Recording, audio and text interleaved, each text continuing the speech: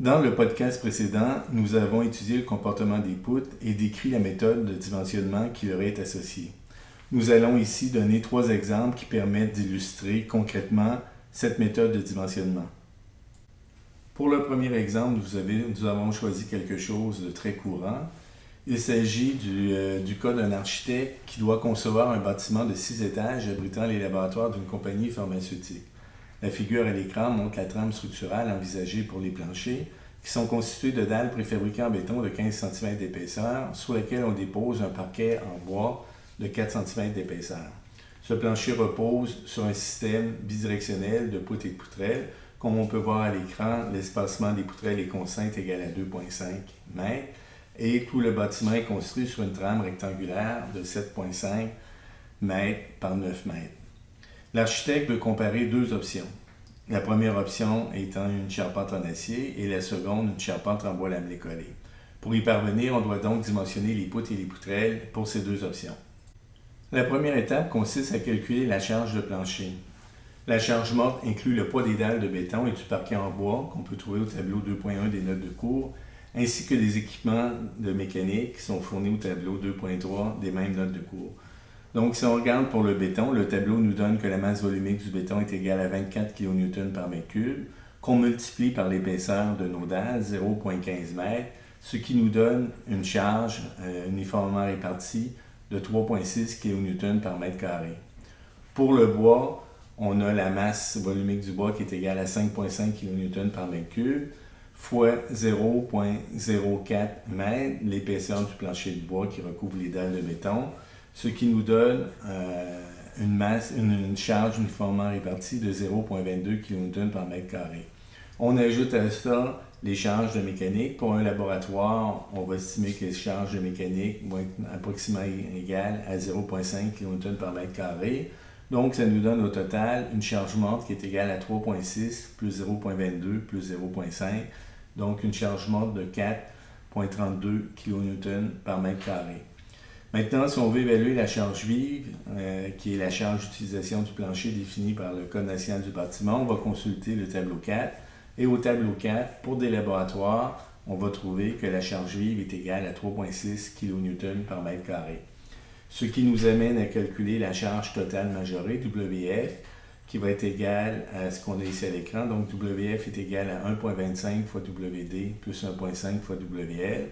Donc, dans ce cas-là, 1,25 fois 4,32 plus 1,5 fois 3,6, ce qui nous donne au total une charge totale majorée de 10,8 kN par mètre carré. Attaquons-nous maintenant au dimensionnement des poutrelles.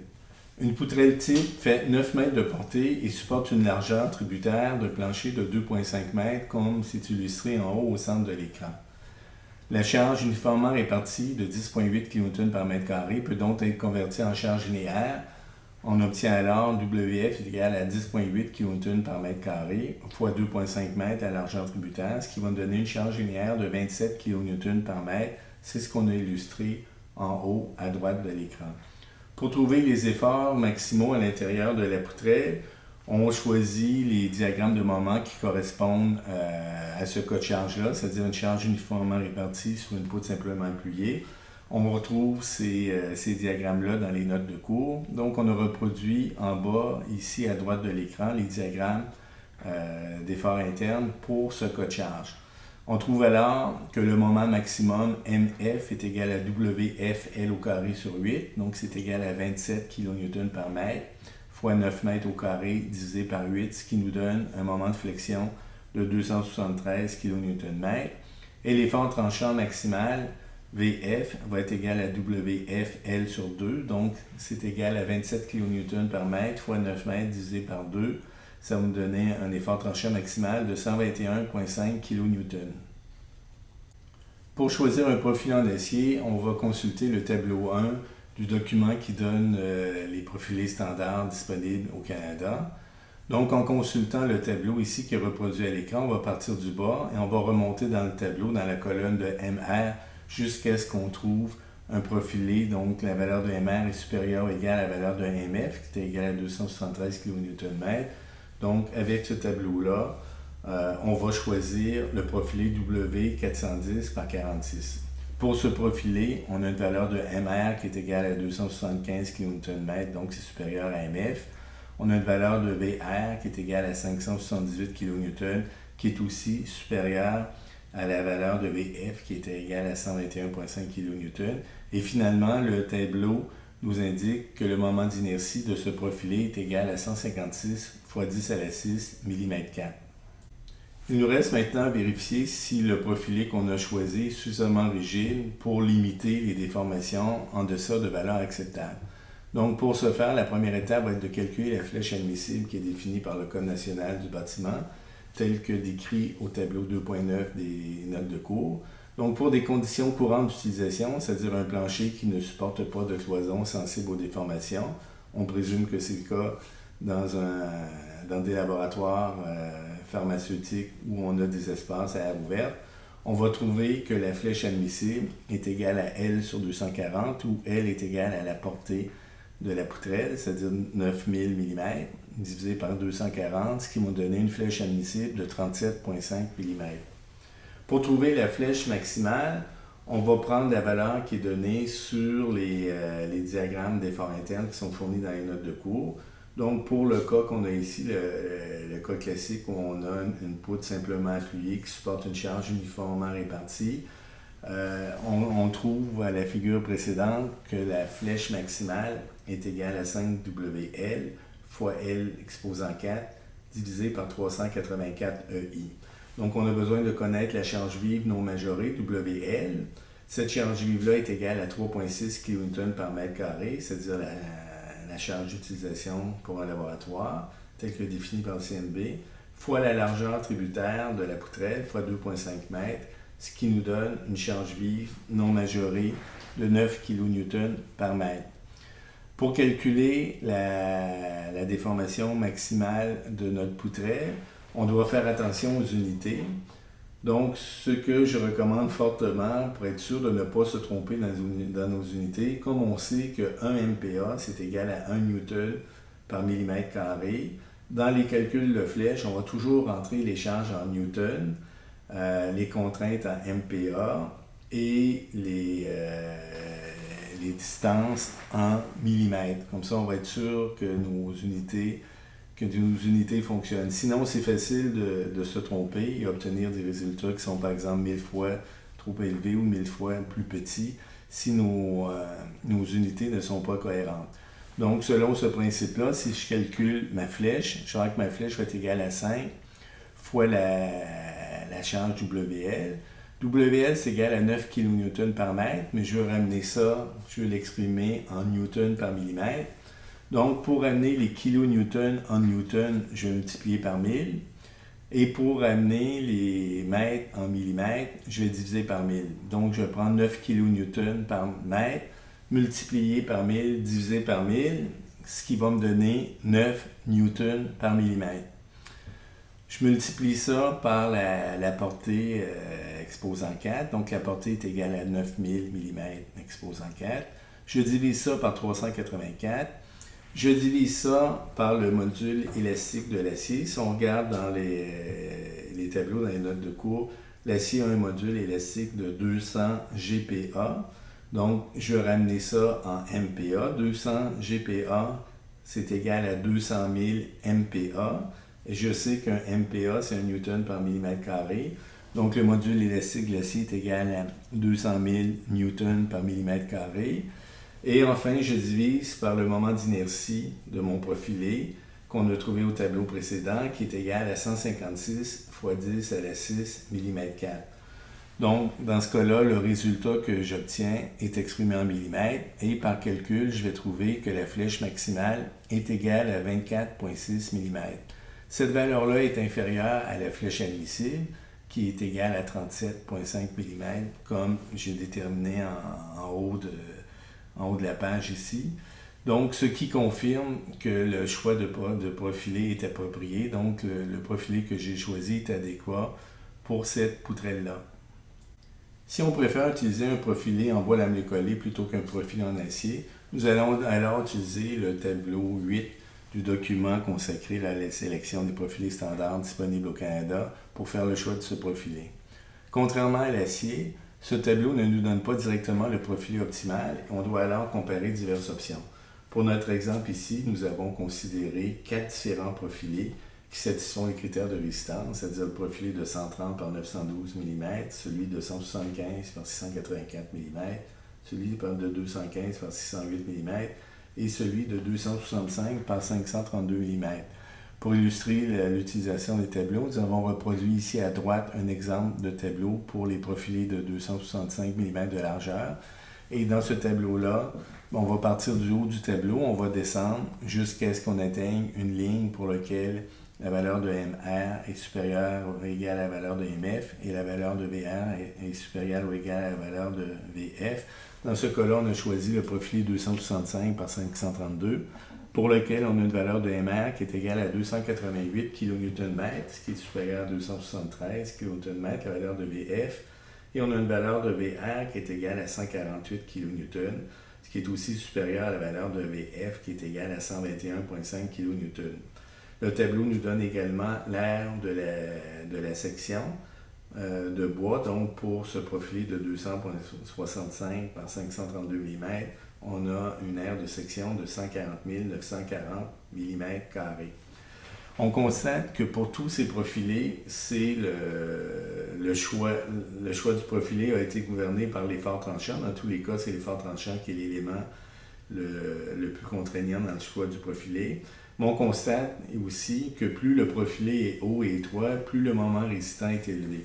Par exemple, pour le profilé de 265 par 532 mm, notre moment résistant est égal à 288 kN/m, il est légèrement supérieur au MR, alors que pour le profilé de 130 par 912 mm, le moment résistant est beaucoup plus élevé, il est égal à 415 kN/m. Donc, lorsque ça va être le moment fléchissant qui va gouverner le dimensionnement, à ce moment-là, les profilés qui sont hauts et étroits vont être plus performants. On constate aussi, lorsqu'on regarde l'aire de section, que l'aire de section est égale à 118 560 pour le profilé de 130 mm de largeur, de 119 700 pour celui de 175 mm de largeur, de 130 720 pour celui de 215 mm de largeur, et finalement de 140 980 mm² pour le profilé de 265 mm de largeur.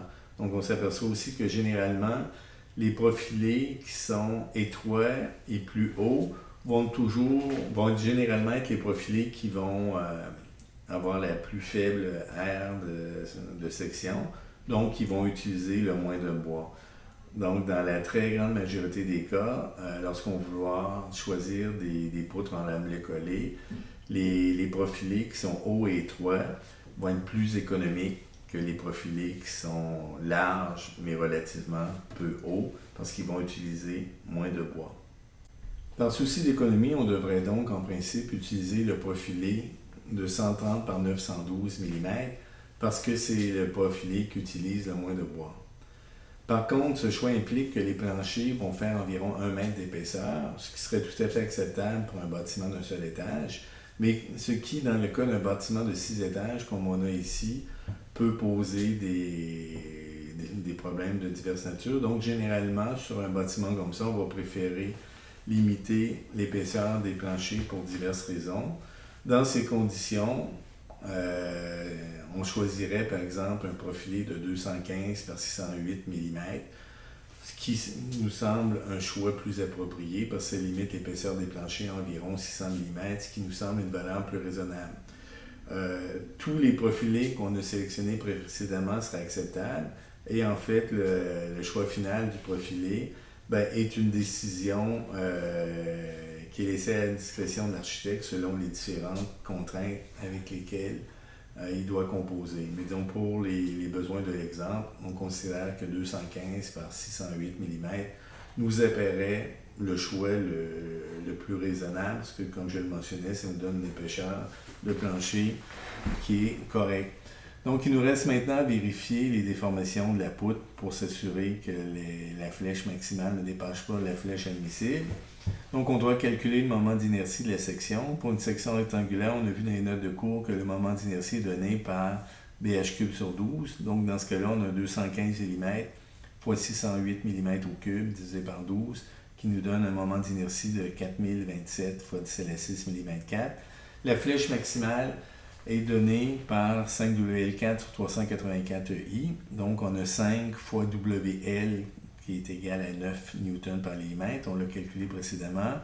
Fois 9000 mm exposant 4, divisé par 384, divisé par le module d'élasticité du bois, qui est égal à 10,3 GPa, ce qui est équivalent de 10 300 Newton par millimètre carré, divisé par le moment d'inertie qui est égal à 4027 fois 10 à la 6 mm4. Donc, ça nous donne une flèche maximale au centre de notre poutrelle de 18,5 mm. Cette flèche-là est inférieure à la flèche admissible qu'on a calculée précédemment et qui était égale à 37,5 mm, ce qui confirme que le profilé de 215 par 608 mm est un choix approprié. Pensons maintenant au dimensionnement des poutres. Chacune des poutres va supporter 2 poutrelles et chacune des poutrelles supporte une surface de plancher de 2,5 par 9 mètres. Donc, ça signifie que la charge qui est répartie sur cette surface va être transmise à la poutre sous la forme d'une charge concentrée, P indice F. C'est ce qu'on a représenté sur les schémas en haut à droite de l'écran. Donc, on a la surface tributaire d'une poutrelle, et toute la charge qui est appliquée sur cette surface-là va être transmise à la poutre sous la forme d'une charge concentrée. Donc, la charge concentrée transmise à la poutre par chacune des poutrelles, P indice F, va être égale à 10,8 kN par mètre carré, la charge totale majorée exprimée par unité de surface, fois l'aire tributaire d'une poutrelle, fois 2,5 mètres, fois 9 mètres. Donc, ça nous donne une charge de 243 kN. Les efforts maximaux dans la poutre ont été obtenus en utilisant le diagramme qui est fourni dans les notes de cours pour le cas d'une poutre simplement appuyée qui supporte 2 charges concentrées au tiers de sa travée. Donc, comme on voit ici sur le diagramme, le moment fléchissant maximum M indice F va être égal à PF fois L sur 3. Donc, dans ce cas-là, 243 kN fois 7,5 mètres, la portée de la poutre, divisé par 3. Donc, ça nous donne un moment fléchissant de 607 kN/m. Et l'effort tranchant VF va être égal à PF, va être égal à 243 kN. Si on souhaite utiliser un profilé en acier, en consultant le tableau de sélection, ce tableau va nous amener à choisir un profilé de W610 par 82, pour lequel on trouve que MR est égal à 683 kN/m, donc c'est supérieur à MF qui est égal à 607 kN/m, et VR est égal à 578 kN, qui est supérieur à VF qui est égal à 243 kN.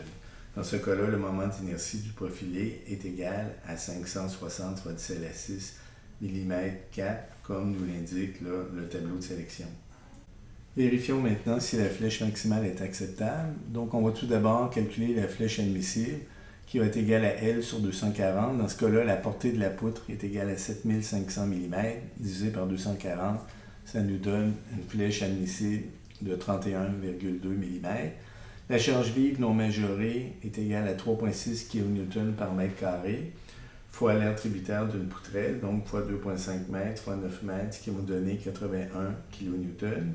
Et la flèche maximale qui nous était donnée par les diagrammes illustrés précédemment va être égale à 23 PL fois L cube sur 648i. Donc, on a 23 fois la charge de 80 kN qu'on va exprimer en newton, donc fois 81 000 newtons, fois la portée exposant 3, donc fois 7500 exposant 3, divisé par 648, divisé par le module élastique de l'acier, c'est-à-dire 200 000 newtons par millimètre carré, et divisé par le moment d'inertie de notre profilé, qui est égal à 560 fois 10 à la 6 mm4.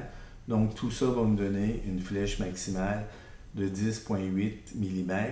Donc, la flèche est bien inférieure à la flèche admissible, ce qui confirme que le choix du profilé W610 par 82 est adéquat. Si maintenant on veut utiliser un profilé en bois lamelé collé, donc on va consulter les tableaux de sélection. Et après avoir consulté le tableau de sélection, notre choix s'est arrêté sur le profilé de 315 par 760 mm. Mais comme je le mentionnais précédemment, il pourrait y avoir d'autres choix possibles.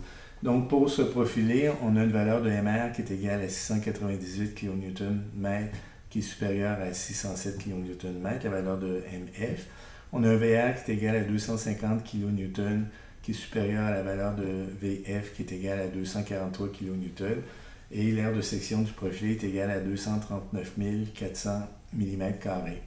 Le moment d'inertie de la section est donné par BH³ sur 12, donc 315 fois 760 au cube sur 12, ce qui nous donne un moment d'inertie de 11 523 fois 10 à la 6 mm².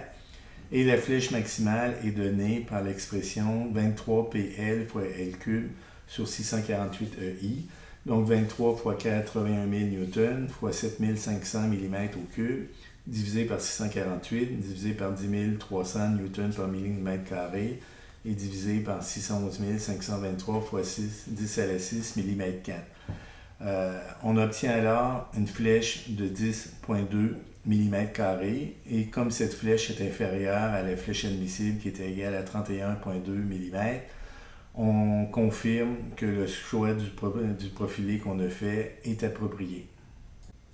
La figure reproduite à l'écran trace à l'échelle et compare la section des 4 profilés retenus pour nos poutres et nos poutrelles, c'est-à-dire 2 profilés en acier et 2 profilés en bois lamelé collé. On constate que les profilés en bois sont plus hauts que ceux en acier et qu'ils occupent un volume beaucoup plus important. La figure nous donne également le poids des profilés, exprimé en kilogrammes par mètre linéaire de poutre. On remarque pour cet exemple que les profilés en bois sont environ 2 fois plus lourds que ceux en acier. Donc, même si le bois est un matériau 15 fois plus léger que l'acier, notre charpente en bois va être plus lourde que la charpente en acier, parce qu'étant donné que l'acier est structurellement plus efficace et que la forme de la section est aussi plus efficace, on va utiliser très peu d'acier comparativement au bois pour supporter la même charge. Passons maintenant à notre deuxième exemple. Pour cet exemple, nous allons considérer une série de cadres en bois lamelé collé qui supportent un plancher dans un édifice à bureau construit sur une trame structurelle en forme d'arc de cercle. Pour ce bâtiment, la charge morte du plancher est estimée à 0,9 kN par mètre carré et la charge d'utilisation est égale à 2,4 kN par mètre carré. C'est la charge d'utilisation prescrite par le Code national du bâtiment pour un édifice à bureau.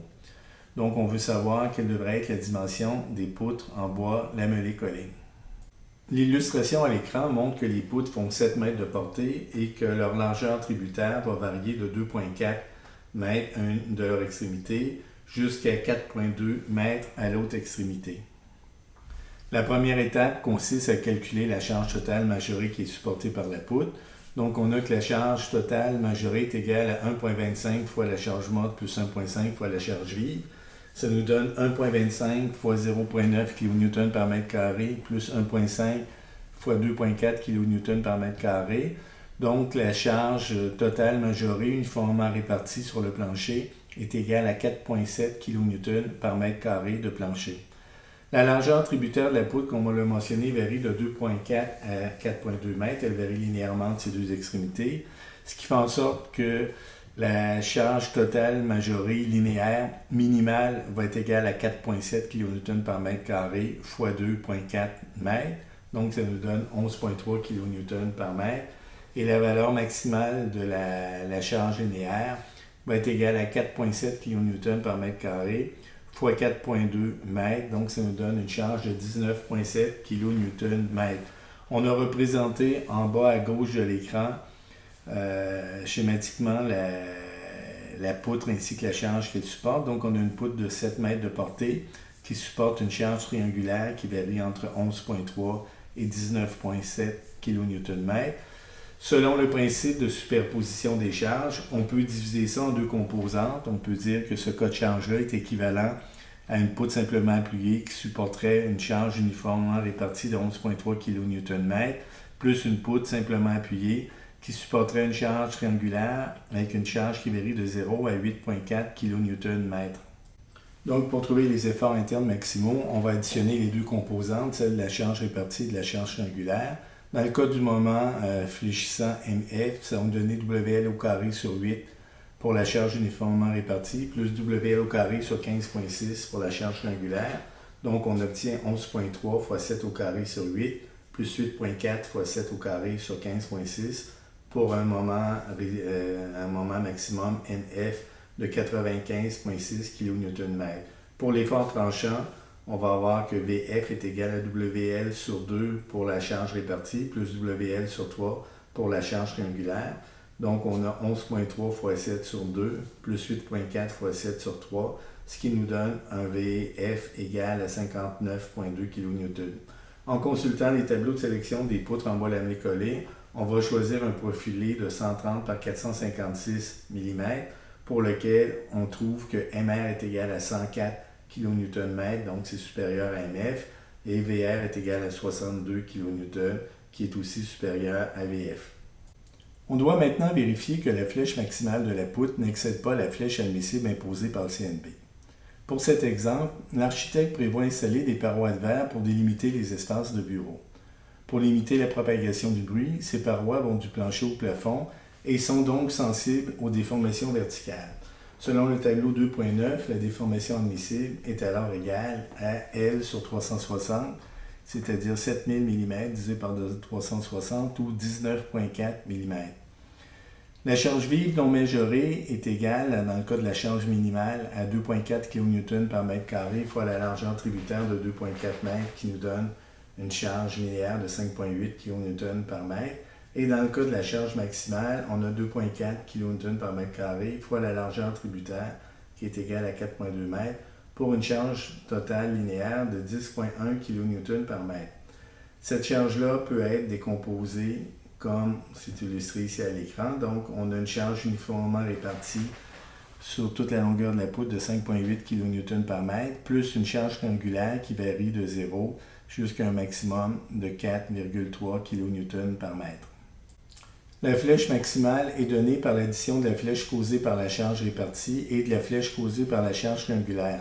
Donc, on a que la flèche maximale va être égale à 5WL4 sur 384 EI pour la charge répartie, plus WL4 sur 153 EI pour la charge triangulaire. Le module élastique du bois est égal à 10 300 MPa. Et pour une section rectangulaire, le moment d'inertie de la poutre va être égal à BH³ sur 12, c'est-à-dire à 130 mm fois 456 mm au cube divisé par 12, qui va nous donner un moment d'inertie de 1027 fois 10 à la 6 mm3.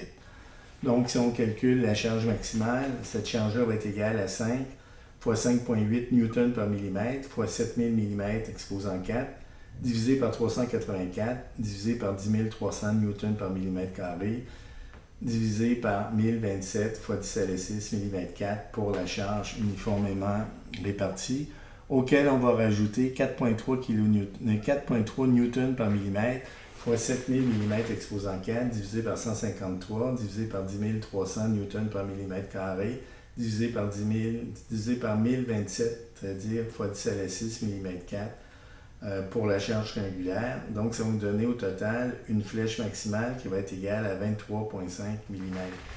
Cette flèche est plus grande que la flèche admissible qui est égale à 19,4 mm, ce qui signifie que notre poutre est suffisamment résistante pour supporter les charges qui lui sont imposées, mais qu'elle n'est pas suffisamment rigide pour limiter les déformations en deçà du seuil que l'on juge acceptable. Ça signifie donc qu'il faut choisir un nouveau profilé avec un moment d'inertie plus important.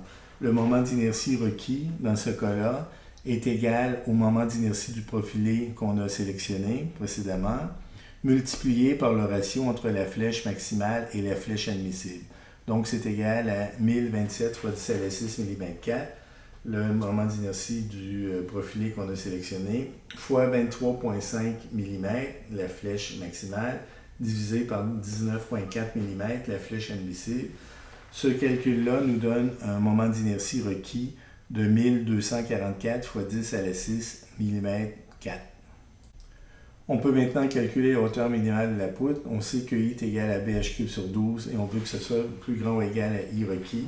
Donc, en isolant la valeur de H, on va trouver que H doit être plus grand ou égal à 12 fois le moment d'inertie requis divisé par B exposant un tiers. Donc, c'est 12 fois 1244 fois 10 à la 6 mm4 divisé par 130 mm exposant un tiers. Donc, ça nous donne 486 mm. Si on consulte le tableau de sélection des poutres en bois lamelé collé, on va choisir le profilé de 130 par 494 mm. Donc, c'est notre choix final. Cela nous amène à considérer le troisième exemple. Pour cet exemple, la figure illustrée ici à l'écran montre la structure d'une petite salle d'exposition pour un musée à Québec. Le toit et le plancher sont construits avec un platelage de bois de 90 mm d'épaisseur qui repose sur une série de poutres et de poteaux en bois lamelé collé. Le plancher est recouvert de dalles de pierre de 20 mm d'épaisseur et le toit est protégé par une membrane imperméable. Un mur rideau en verre ceinture le bâtiment. On veut dimensionner les poutres qui soutiennent le plancher, c'est-à-dire les poutres qui sont indiquées là, sur l'illustration à l'écran. Comme toujours, la première étape du dimensionnement consiste à évaluer les charges appliquées sur notre poutre. Donc, on va commencer par évaluer les charges mortes. Pour ce faire, on va séparer la charge morte du toit de celle du plancher et du mur. Si on commence par la charge morte du toit, on a que le poids du pontage va être égal à 5,5 kN par mètre cube, la masse volumique du bois, fois l'épaisseur du pontage, fois 0,09 m, ce qui nous donne une charge de 0,5 kN par mètre carré. On a par-dessus une membrane imperméable. Si on regarde dans les tableaux donnés dans les notes de cours, on va trouver que pour une membrane imperméable, la charge morte est environ égale à 0,3 kN par mètre carré. Et on va avoir des équipements mécaniques dont on va évaluer la charge à 0,25 kN par mètre carré. Donc au total, la charge morte du toit va être égale à 1,05 kN par mètre carré. Si on considère le plancher, maintenant, on a le même pontage en bois pour le plancher, donc on a 0,5 kN par mètre carré. On a un revêtement de pierre par-dessus le pontage en bois. Donc, la masse volumique de la pierre est égale à 27 kN par mètre cube. On peut trouver cette donnée-là dans les tableaux, dans les notes de cours. Fois l'épaisseur du revêtement de pierre, 0,02 m, ce qui va nous donner une charge de 0,55 kN par mètre carré, auquel on va ajouter la charge mécanique qu'on a évaluée à 0,25 kN par mètre carré pour une charge totale de 1,3 kN par mètre carré. En ce qui concerne le mur, on a un mur rideau en verre, donc toujours en consultant les tables qu'on a dans les notes de cours pour les systèmes constructifs visuels, on va trouver que pour un mur rideau en verre, la charge morte du mur est environ égale à 1,2 kN par mètre carré.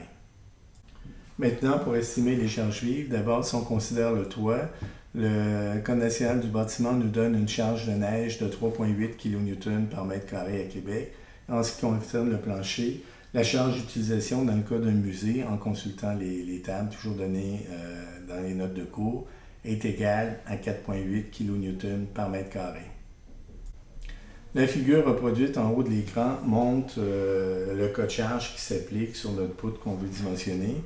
Donc, on voit que cette poutre-là supporte une charge uniformément répartie W, plus une charge concentrée P qui provient en fait du toit supérieur ainsi que du mur à l'extrémité du porte-à-faux. Donc, si on évalue d'abord la charge totale majorée pour le plancher, on a que WF va être égal à 1,25 fois WD plus 1,5 fois WL. Donc, on va avoir 1,25 fois 1,3 kN par mètre carré plus 1,5 fois 4,8 kN par mètre carré qui nous donne une charge totale pondérée de 8,8 kN par mètre carré. En ce qui concerne le mur, on va avoir une charge totale majorée qui va être égale à 1,25 fois la charge morte du mur. Dans ce cas-là, on n'a pas de charge vive, il n'y a pas de charge d'utilisation associée au mur. Donc, on va avoir 1,25 fois 1,2 kN par mètre carré, ce qui nous donne 1,5 kN par mètre carré. Finalement, si on considère le toit, notre charge totale pondérée va être égale à 1,25 fois le poids du toit, c'est-à-dire 1,05 kN par mètre carré, plus 1,5 fois la charge de neige, c'est-à-dire 3,8 kN par mètre carré, qui va nous donner une charge totale majorée de 7 kN par mètre carré. La charge W qui va être appliquée sur notre poutre va être égale à la charge de plancher, plus la charge de mur, là, le mur rideau qui est déposé directement sur cette poutre-là. Donc, la charge de plancher, c'est égal à 8,8 kN par mètre carré, fois 4 mètres la largeur tributaire de plancher qui est associée à la poutre. auquel on veut additionner la charge de mur. Donc la charge de mur, c'est 1,5 kN par mètre carré, fois 3 mètres, qui est la hauteur totale du mur. Donc ça va nous donner au total une charge uniformément répartie de 39,7 kN par mètre. Si on regarde maintenant la charge vive W supportée par le plancher, mais ça va être la charge d'utilisation, donc 4,8 kN par mètre carré, fois la largeur tributaire associée à la poutre, fois 4 mètres, qui va nous donner une charge linéaire de 19,2 kN par mètre.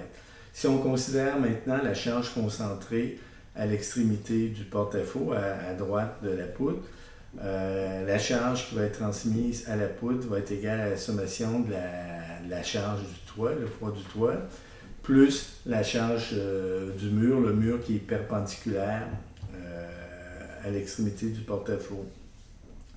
Donc, on va avoir 7 kN par mètre carré, qui est la charge la charge de la toiture, fois l'air tributaire de la toiture, qui va être égal à 4 mètres fois 3 mètres. À cela, on va ajouter la charge du mur, donc on va avoir 1,5 kN par mètre carré, qui est le poids du mur, fois 3 mètres, la hauteur du mur, fois 4 mètres, qui est la largeur tributaire associée à la poutre, ce qui va nous donner une charge concentrée de 102 kN. Si on considère maintenant la charge vive, PL, on va avoir la charge de neige au niveau de la toiture, 3,8 kN par mètre carré, multiplié par l'air tributaire associé au poteau qui va transmettre la charge de la toiture jusqu'à la poutre de l'étage inférieur, c'est-à-dire 4 mètres fois 3 mètres. Dans ce cas-là, on n'a pas de charge vive associée au mur, donc ça va nous donner une charge vive totale de 45,6 kN. En haut de l'écran, nous avons reproduit les charges qui sollicitent notre poutre. Donc, notre poutre supporte une charge uniformément répartie de 39,7 kN par mètre, ainsi qu'une charge concentrée de 102 kN appliquée à l'extrémité du porte-à-faux. On veut maintenant trouver les efforts internes maximaux dans cette poutre-là. Comme on n'est pas dans un cas de charge standard, les diagrammes d'efforts internes qui sont fournis dans les notes de cours ne s'appliquent pas ici. On a également un cas ici de poutre hyperstatique, donc on est incapable de calculer les efforts internes dans cette poutre-là en utilisant les règles de l'équilibre statique des forces que nous avons vues dans la première partie du cours. Donc, pour trouver les efforts internes dans la poutre, on va utiliser le logiciel Dr. BIMPRO.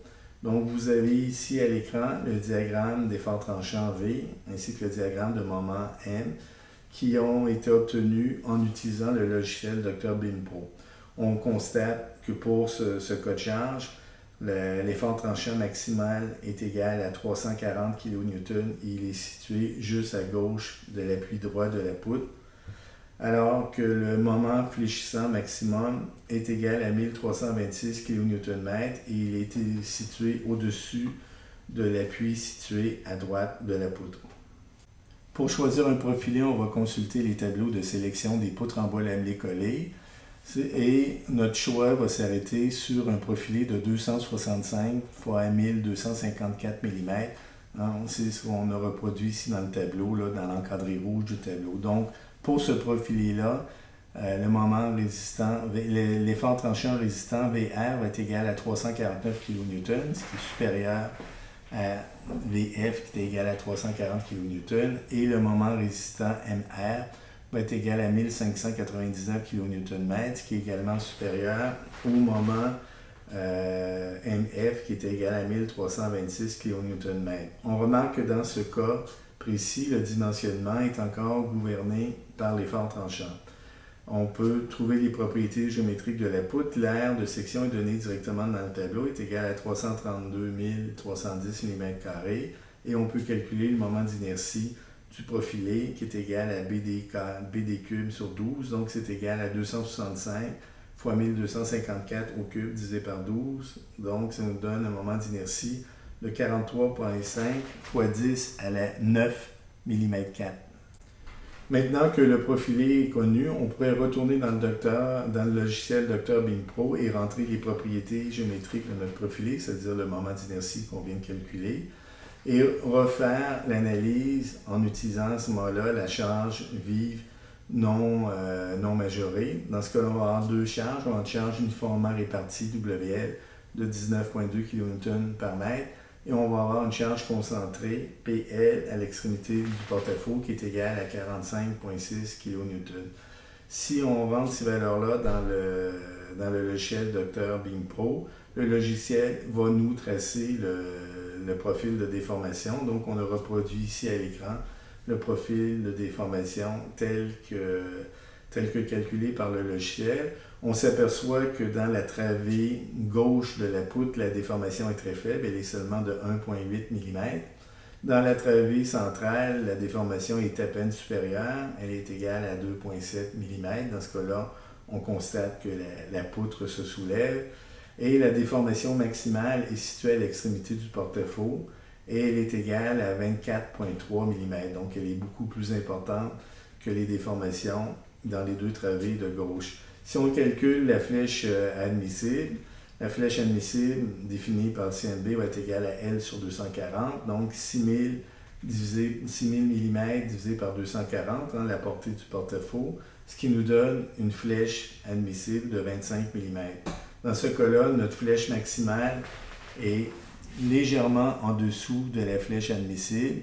Donc, c'est bon, ça signifie que notre choix de profilé est adéquat. Le dimensionnement de notre poutre est terminé, mais on pourrait aller plus loin, voir si c'est possible de modifier notre poutre pour la rendre plus efficace. On pourrait se poser, par exemple, avec la question de qu'est-ce qui arriverait si on retirait l'appui central. Donc, nous avons reproduit ici à l'écran la nouvelle poutre où on a retiré l'appui central, le poteau central. Donc, on a exactement le même cas de charge. À ce moment-là, plutôt qu'avoir 3 travées, on a seulement 2 travées. Une travée gauche de 16 mètres et une travée droite en porte-à-faux de 6 mètres. À l'écran, nous avons rapporté les diagrammes d'efforts tranchants et de moments fléchissants tels que calculés à l'aide du logiciel Dr. Bing Pro, ainsi que le profil de déformation, la flèche causée par la charge vive non majorée, tel que calculé par Dr. Bing Pro. En regardant les diagrammes d'effort interne, on constate en fait que la valeur, même si nos diagrammes internes sont différents de ceux qu'on avait précédemment, notre effort tranchant maximal est le même que précédemment. On a une valeur de VF est égale à 340 à gauche de l'appui droit. C'est exactement la même chose qu'on avait précédemment. On constate aussi que notre moment fléchissant maximal est aussi le même que celui qu'on avait précédemment. Il est égal à 1326 kN par mètre et il est situé au-dessus de l'appui droit. Donc, on s'aperçoit ici qu'en retirant un élément porteur, en retirant un poteau, en fait, on n'a pas du tout augmenté les efforts internes dans notre poutre. Si on regarde le profil de déformation, on s'aperçoit qu'ici, dans la travée gauche, notre flèche a augmenté. Notre flèche est passée à 11,8 mm, mais la flèche admissible dans cette partie-là, c'est égal à L sur 240, donc c'est égal à 50 mm, donc on est bien en deçà de la limite admissible. Et dans la travée droite de notre poutre, notre flèche a aussi diminué. Auparavant, on avait une flèche de 24,3 mm. Maintenant, on a diminué cette flèche-là à 11,3 mm, c'est-à-dire notre flèche est environ 2 fois plus petite. On voit que la déformation est répartie aussi plus uniformément entre les deux travées. Dans le cas précédent, lorsqu'on avait 3 appuis, la déformation était pratiquement nulle dans les deux travées de gauche, mais elle était très élevée dans la travée de droite, la travée en porte-à-faux. Donc, dans ce cas-là, ici, on s'aperçoit que le fait de retirer un appui, contrairement à ce qu'on pouvait penser un peu intuitivement, ça n'a pas eu d'effet négatif. Au contraire, ça a eu un effet positif. Ça n'a eu aucune influence sur les efforts internes maximaux, mais par contre, ça a diminué d'à peu près de moitié la déformation de la poutre et ça nous fait une déformation qui est mieux répartie sur toute la longueur de la poutre. Donc, on en conclut que dans ce cas-là, le fait d'enlever le poteau central, non seulement c'est pas quelque chose de néfaste, mais au contraire, c'est quelque chose de profitable. qui va nous permettre d'avoir une structure plus efficace, c'est-à-dire une structure moins déformable. On pourrait maintenant se poser la question, par exemple, de ce qui adviendrait si plutôt que retirer l'appui central, on diminuait la longueur du porte-à-faux. Donc, c'est ce qu'on a fait ici. Donc, on a reproduit encore la même poutre, où à ce moment-là, on a réduit la longueur du porte-à-faux. On a augmenté légèrement les deux portées de gauche. Donc, plutôt qu'avoir deux portées de 8 mètres, on a deux portées de 9,5 mètres. Et on a réduit de moitié la travée à l'extrême droite de la poutre, c'est-à-dire la portée en porte-à-faux. Donc, on est passé de 6 mètres à 3 mètres de porte-à-faux. La longueur totale de notre poutre demeure constante à 24 mètres. Donc, si on regarde le diagramme d'effort tranchant, on voit que notre effort tranchant maximal est égal à 221 kN et est situé toujours à gauche de l'appui droit. Donc, c'est environ 2 fois moins élevé que l'effort tranchant maximal qu'on avait précédemment avec un porte-à-faux de 6 mètres où on avait un effort tranchant maximal de 450 kN. Si on regarde aussi le diagramme des moments fléchissants en bas, on constate également que le moment fléchissant a diminué et dans ce cas-là, il a diminué de façon très appréciable. On est passé d'une valeur qui était égale à 1326 kN au-dessus de l'appui droit à une valeur qui est égale à 484 kN, donc grosso modo environ le tiers de la valeur initiale. Si on regarde la déformation de la poutre causée par la charge vive non majorée, on voit que dans ce cas-là, nos déformations ont diminué aussi de façon appréciable et on a notre déformation maximale qui est toujours à l'extrémité du porte-à-faux, mais qui est maintenant seulement de 9,8 mm plutôt que de 24,3 mm, je crois, comme précédemment. Donc ici, on voit que le fait de diminuer la longueur du porte-à-faux, ça a eu un effet très positif parce que non seulement on a diminué de façon significative la déformation de la poutre comme précédemment lorsqu'on avait supprimé le poteau central, mais dans ce cas-là, le gain est beaucoup plus important parce qu'on a également diminué de façon importante les efforts internes. On a diminué à peu près du tiers le moment fléchissant et on a diminué à peu près par 2 l'effort tranchant maximal. Donc, les efforts sont beaucoup inférieurs à ce qu'on avait précédemment. Si on retourne maintenant consulter les tableaux de sélection pour les poutres en bois lamelé collé, nous allons choisir un nouveau profilé, un profilé de 265 x 798 mm. Donc, il est beaucoup plus petit que le profilé précédent. Pour ce profilé-là, on a une valeur de VA qui est égale à 222 kN, donc c'est environ égal à VF, et on a une valeur de MR qui est égale à 648 kN, donc qui est considérablement plus élevée que la valeur de VF qui était égale à 484 kN. On remarque que le dimensionnement dans cet exemple est toujours gouverné par l'effort tranchant. On calcule les propriétés géométriques de notre section, donc l'aire de section est égale à 211 470 mm². Le moment d'inertie est égal à BD cube sur 12, donc 265 x 798 au cube divisé par 12, ce qui nous donne un moment d'inertie de 11,2 x 10 à la 9 mm². En calculant les flèches à l'aide du Dr. Beam, on trouve la flèche maximale qui est égale à 9,8 mm, qui est largement inférieure à la flèche admissible de 25 mm. Donc, dans ce cas-là, on voit que le fait de diminuer par 2 la longueur du porte-à-faux, de passer de 6 mètres à 3 mètres, ça a eu un effet extrêmement positif. Puis ça nous a permis de réduire de façon considérable la grosseur de notre poutre. Pour conclure cet exemple, on pourrait aussi se poser la question du résultat qu'on obtiendrait si on remplaçait les poutres en bois lamelé collé par des poutres en acier. Donc, nous allons aller dans le tableau de sélection des poutres en acier et en consultant ce tableau-là, on va choisir un profilé de W530 par 66. Donc, pour ce profilé-là, on a un effort tranchant VA qui est égal à 927, qui est supérieur à VF qui est égal à 223 kN. Et on a un moment fléchissant MR qui est égal à 484 kN, qui est égal à la valeur de MF, qui est également égale à 484 kN. Dans ce cas précis, comme dans tous les cas en acier, généralement, on voit que le dimensionnement, contrairement au bois lamelé collé, est largement gouverné par le moment fléchissant. Pour trouver la flèche maximale, on retournerait dans le logiciel Dr. Beam Pro en utilisant la charge vive non majorée.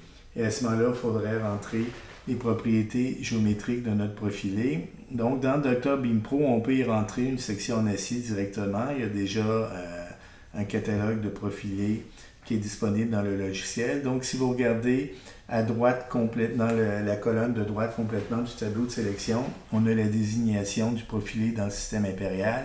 Donc, dans le système SI, on a un profilé W530 par 66. Dans le système impérial, on aurait un profilé W21 par 44. La banque de données dans Dr. Beam Pro utilise la notation impériale. Donc, j'ai mis en bas à gauche une capture d'écran tirée de Dr. Beam Pro où lorsqu'on choisit la poutre, on voit qu'on peut choisir un profilé là, de W21 par 44 et à ce moment-là, le logiciel a les propriétés géométriques de ce profilé-là. Donc, on a ici le moment d'inertie. Et en calculant les déformations, le logiciel va trouver que la déformation maximale de la poutre à l'extrémité du porte-à-faux va être égale à 20,5 mm, ce qui est supérieur à la déformation qu'on avait obtenue pour les poutres de bois lamelé collé, mais qui est toujours confortablement inférieure à la flèche admissible qui est égale à 25 mm. Donc, pour terminer cette présentation, on compare ici à l'écran les deux options, les poutres en acier avec les poutres en bois lamelé collé. Comme précédemment, on a reproduit ici les deux profilés sélectionnés qui sont tracés à l'échelle. Donc, on voit que le profilé en acier est sensiblement moins haut que le profilé en bois. On voit que la surface d'acier est également largement inférieure à la surface du profilé en bois lamelé collé. Donc, le profilé en acier utilise beaucoup moins de matériaux. Si on regarde en bas de l'écran, on a le poids des deux profilés exprimé en kg par mètre linéaire. Donc, dans le cas de l'acier, on a 66 kg par mètre linéaire. Dans le cas du bois, le profilé est 2 fois plus lourd avec un poids de 116 kg par mètre. Si on regarde la flèche, on voit que la flèche maximale dans le cas de l'acier est égale à 20,5 mm, ce qui est environ 2 fois plus grand que la flèche maximale obtenue avec la poutre en bois lamelé collé, qui est égale à 9,8 mm. Donc, dans ce cas-là, l'acier est plus résistant, mais l'acier est moins rigide, ce qui va nous donner des déformations 2 fois plus grandes, mais des déformations qui demeurent toujours là, inférieures aux déformations admissibles. Donc, ça complète les 3 exemples que je voulais vous présenter. Vous êtes maintenant prêts pour faire les exercices qui sont proposés dans les notes de cours. Merci pour votre attention.